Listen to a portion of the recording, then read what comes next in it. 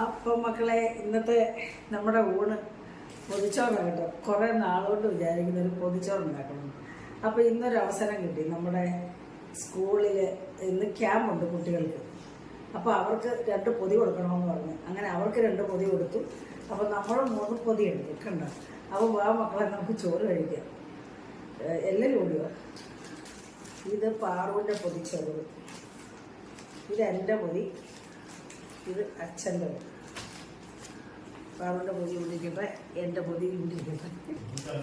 അപ്പോൾ മക്കളെ, ഞാനിത് പൊതി ഇളക്കുകയാണ്. നല്ല മണമൊക്കെ വരുന്നുണ്ട് കേട്ടോ. കുറേ നാളായി ഇങ്ങനൊരു പൊതിച്ചോറ് കഴിക്കണമെന്ന് ആഗ്രഹിക്കുന്നത് കണ്ടല്ലേ. എല്ലാവരും വരീൻ വാ. അതാണ്ടിത് അച്ചങ്ങ മെഴുക്ക് പുരട്ടിയാണ്, പിന്നെ മുട്ട പൊരിച്ചത്, ചീരത്തോരൻ, മീൻ വറുത്തത്, മാങ്ങ അച്ചാറ്, ചമ്മന്തി, തേങ്ങ മാങ്ങ ഇട്ട ചമ്മന്തി. അപ്പം വാ മക്കളെ, ഞാൻ കഴിക്കട്ടെ കേട്ടോ. വരുന്നവരൊക്കെ ഓടി വരാമെങ്കിൽ നമുക്കിപ്പോൾ കഴിക്കാം.